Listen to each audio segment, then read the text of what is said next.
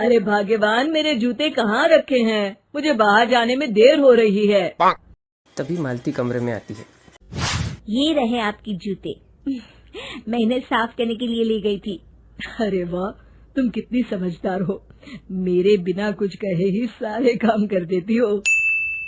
तभी मालती झिझकते हुए रमेश से कहती है, सुनिए जी, आपसे एक बात कहूँ, बुरा तो नहीं मानेंगे ना? अरे नहीं नहीं, बेफिक्र होकर कहो। शादी से पहले मैं अपने मायके में नौकरी करती थी। मैं चाहती हूँ कि अब मैं फिर से नौकरी करना शुरू कर दूं। वैसे भी सारा दिन घर में बोर हो जाती हूँ। देखो मालती, तुम्हारे नौकरी करने से मुझे कोई ऐतराज नहीं है, लेकिन तुम्हें एक बात बता दूं, हमारे खानदान में आज तक कभी किसी औरत ने नौकरी नहीं की। फिर भी एक बार तुम माँ से पूछ कर देखो, अगर वो तुम्हें नौकरी करने की इजाजत दे देती है तो अच्छी बात है। रमेश बाहर चला जाता है। फिर उसी शाम मालती अपने सास के पैर दबा रही होती है। तभी मालती की सास उससे कहती है, अरे क्या बात है बहू, आज तो ठीक तरह से मेरे पैर नहीं दबा रही। किसी ख्याल में खोई पड़ी है क्या?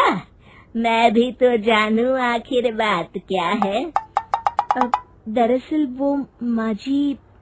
अरे हाँ हाँ बोलो, इतना सोच क्यों रही हो? माँ जी, अगर आप बुरा न माने तो मैं नौकरी करना चाहती हूँ। घर के काम करने के बाद मेरे पास काफी वक्त बच जाता है। मालती की ये बात सुनने के बाद उसकी सास गुस्से में कहती है, अरे बहू, तेरी तबीयत तो ठीक है ना? आज ये कैसी बहकी बातें कर रही है? भला हमारे खानदान में आज तक कभी किसी औरत ने नौकरी की है जो तू नौकरी करने की बात कर रही है? हैं? अरे बहू, तू क्या रिश्तेदारी में हमारी नाक कटाना चाहती है? जितना जल्दी हो सके अपने दिमाग से नौकरी का भूत उतार दे। और अब जा, जल्दी से रसोई में जा, खाना बनाने का वक्त हो रहा है। मालती मन मारकर रसोई में खाना बनाने चली जाती है। फिर अगले दिन, नमस्ते माँ जी, कैसी हैं आप? अरे आओ आओ दिवाकर बेटा, बैठो, मैं तुम्हारे लिए चाय मंगाती हूँ। बहू, जरा एक कप चाय तो लेती आना। फिर दिवाकर एक फाइल खोलकर मालती के सास के सामने रख देता है। ये देखिए माँ जी, ये है पिछले महीने का हिसाब और ये रहे मुनाफे के रुपए। एक बार हिसाब देख लीजिए और इन कागजों पर अपने दस्तखत कर दीजिए। अरे दिवाकर बेटा, मैंने भला आज तक कभी तेरा हिसाब देखा है जो अब देखूंगी? ला बता, कहाँ दस्तखत करूं? तभी मालती वहां आ जाती है और इस तरह अपनी सास को कागजात बिना पढ़े दस्तखत करते हुए देख के हैरान रह जाती है। अच्छा माँ जी, अब मैं चलता हूँ, फैक्ट्री में बहुत काम है। फिर दिवाकर वहां से चला जाता है। कुछ दिनों बाद मालती बाजार में सामान खरीद रही होती है कि तभी एक बूढ़ा आदमी उसे आवाज देता है, अरे मालती बेटी, कैसी हो? मुझे पहचाना? मैं तुम्हारी कंपनी में मुनीम का काम करता हूँ। हाँ चाचा जी, मैं आपको बिल्कुल पहचानती हूँ। कहिए, कैसे हैं आप? मैं तो ठीक हूँ। कंपनी में कुछ भी ठीक नहीं चल रहा, यहाँ तक कि हमें ठीक वक्त पर तनख्वाह भी नहीं मिलती। ये आप क्या कह रहे हैं? अब क्या बताऊँ, आप लोग तो कभी हिसाब किताब देखने दफ्तर आते नहीं।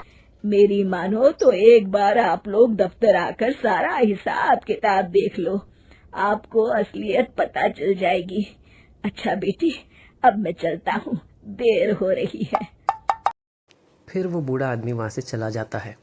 वहीं दूसरी तरफ मालती घर पहुंचकर अपनी सास को सारी बातें बता देती है, लेकिन मालती की सास उसकी एक बात नहीं सुनती। तभी वहां पर रमेश भी आ जाता है और फिर रमेश कहता है, अरे माँ, बिना आग के कभी धुआं नहीं उठता। जब मालती इतना कह रही है तो हमें एक बार दफ्तर चलकर देख लेना चाहिए। वैसे भी हम लोग काफी दिन से अपने दफ्तर नहीं गए हैं। इस तरह किसी एक आदमी के भरोसे काम छोड़ना मुझे भी ठीक नहीं लगता। अगले दिन सभी दफ्तर में पहुंच जाते हैं। और सबको एक साथ दफ्तर में आते देखकर दिवाकर चौंक जाता है। अरे माँ जी, आप सब लोग अचानक यहाँ कैसे आ गए? अगर कुछ काम था तो मुझे एक फोन कर दिया होता, मैं आपके घर आ जाता। तभी मालती की सास कहती है, अरे दिवाकर बेटा, आज मैं हिसाब देखने दफ्तर आई हूँ। जरा मुझे पिछले 6 महीनों का हिसाब दिखाना तो बेटा। दिवाकर घबराते हुए हिसाब की फाइल मालती की सास को देता है। मालती की सास अपने बहू मालती को हिसाब की फाइल देती है और कहती है, ले बहू, देख ले हिसाब। मालती फाइल को बड़े गौर से देखती है और अगले ही पल उसे सारी गड़बड़ी समझ आ जाती है और फिर वो अपनी सास से कहती है, माँ जी, मुनीम चाचा बिल्कुल सही कह रहे थे। हमारी कंपनी में पिछले 6 महीनों में जितना मुनाफा हुआ है, हमें उसका आधा पैसा भी नहीं मिला। यूँ समझ लीजिए कि 1 रुपये में सिर्फ चवन्नी ही हमारे हाथों में आई है। मालती की बात सुनकर मालती की सास गुस्से से दिवाकर से पूछती है, क्यों दिवाकर, मेरी बहू जो कह रही है वो सच है? दिवाकर समझ जाता है कि आज उसका भांडा फूट चुका है। फिर वो गिड़गिड़ाते हुए कहता है, मुझे माफ कर दीजिए माँ जी, मैं पैसों के लालच में अंधा हो गया था। अरे वाह दिवाकर, तू तो एक नंबर का चोर निकला। इतने दिनों से मैं तुझ पर आंख बंद करके भरोसा करती रही और तू मुझे ही चुना लगाता रहा। अभी के अभी निकल यहाँ से और दोबारा अपनी शक्ल मत दिखाना। दिवाकर वहां से भाग जाता है। मालती की सास मालती को शाबाशी देते हुए कहती है, बहू, आज मैं समझ गई कि पढ़ाई लिखाई हमारी जिंदगी में कितनी जरूरी है। मैं बहुत किस्मत वाली हूँ जो मुझे तुझ जैसी बहू मिली है। शिक्षा, पढ़ाई लिखाई का इस्तेमाल करके हम दुनिया में बहुत कुछ बदल सकते हैं।